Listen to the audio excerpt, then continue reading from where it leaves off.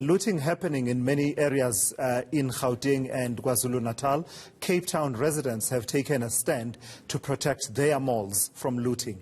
Let me take you to ENCA's Monique Mortlock, who joins us now from Cape Town.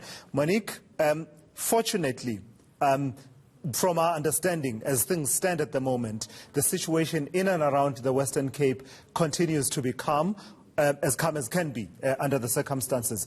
What measures are communities taking to protect their malls and their infrastructure? Yes, Silas, now we heard yesterday from Western Cape government officials, SAPS officials, that there is a multidisciplinary plan that has been put in place by law enforcement, by traffic officials to ensure that if violence does erupt here in Cape Town, that officials will be ready for that. Here in communities like Mandalay, in Khayelitsha, I'm going to ask my colleague Crescendo Low just to show you what's happening in front of Thembakhwezi Square Mall, in Swartklip Dam Road. The residents have taken it upon themselves to protect their businesses, to send a clear message to the community, the surrounding community, that no looting will be tolerated. And they are not the only ones who are doing this. We have heard of areas like Gugulethu and in Delft where similar demonstrations are taking part as residents say no to looting. They will not allow businesses and malls like this one that provides dozens of jobs or hundreds of jobs to go under. And to tell us a bit more about the way forward, I have with me the Khayelitsha Community Policing Forum's Secretary, Mr. Pindile George. Sir, you were making mention that this is not the only thing that will be done. There are other preventative measures that the CPF, neighborhood watchers, other safety groups will be taking. Yes, good morning to you and afternoon to you and all the viewers.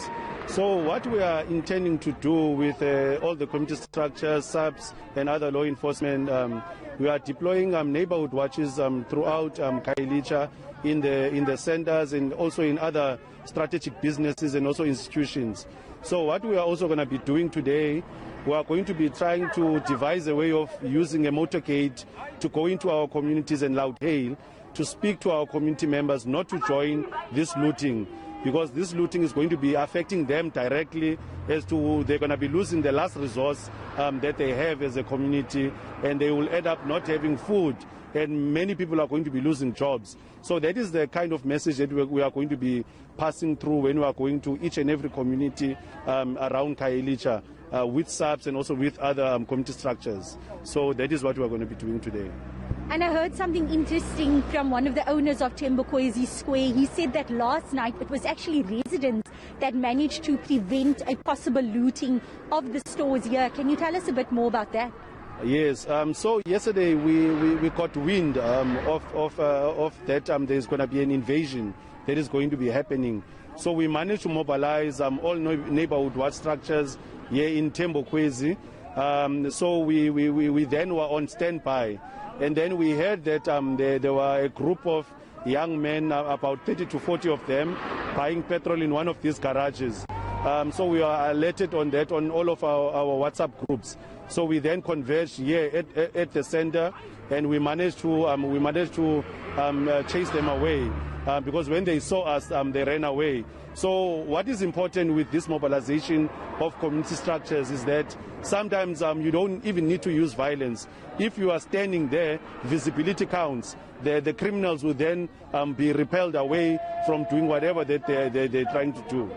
Thank you very much. That was Mr. Pindile George, the Khayelitsha CPF Secretary.